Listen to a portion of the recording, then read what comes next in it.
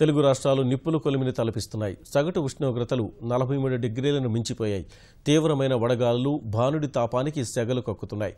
భారీగా నమోదవుతున్న ఉష్ణోగ్రతలతో ప్రజలు రోడ్లపైకి వెళ్లేందుకు జంకుతున్నారు. ఆంధ్రప్రదేశ్, తెలంగాణలో రానున్న 3 రోజుల పాటు భారీ ఉష్ణోగ్రతలు నమోదవుతాయని వాతావరణ శాఖ తెలిపింది.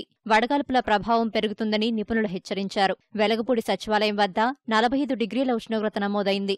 బాపట్ల, రాజమండ్రి, ఏలూరులోనూ 45 డిగ్రీల సెల్సియస్ ఉష్ణోగ్రత రికార్డైంది. విజయవాడ, రెంటచింతలలో 44, గన్నవరం, మచిలీపట్నంలో 43, శ్రీకాకుళం 40, విశాఖపట్నం 39 డిగ్రీల ఉష్ణోగ్రత నమోదైంది.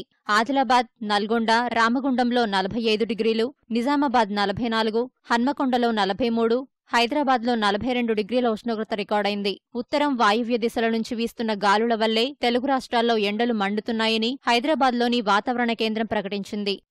ఇప్పుడు ఈ 2 తెలుగు రాష్ట్రాల్లో కూడా ఇటు కోస్తాంధ్రాకి సంబంధించి, తెలంగాణకు సంబంధించి ఈ వడగాల్పుల తీవ్రత అనేది హెచ్చరికలు జారీ చేయడం జరిగింది.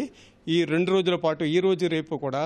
ఇప్పుడు ప్రత్యేకించి ఈ వడగాల్పుల తీవ్రత అంటే ఈ సాధారణ ఉష్ణోగ్రతల కన్నా 5-6 డిగ్రీలు ఎప్పుడైతే ఎక్కువ నమోదవుతాయో దాన్ని వడగాల్పుల తీవ్రత అంటాం. అదేవిధంగా 7 డిగ్రీలు అంతకన్నా ఎక్కువగానే ఉష్ణోగ్రతలు సాధారణ కన్నా నమోదైతే దాన్ని తీవ్ర వడగాల్పుల కింద పరిగణిస్తాం అన్నమాట.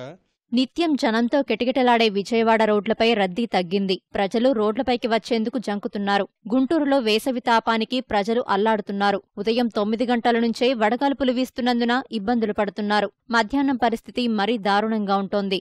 ఎండవేడిమికి, ఉక్కపోతకు ఇంటి పట్టునే ఉంటున్నారు. తప్పనిసరి బయటకు వెళ్లాల్సిన వారు తలకు, మొహానికి రుమాళ్లు చుట్టుకుంటున్నారు.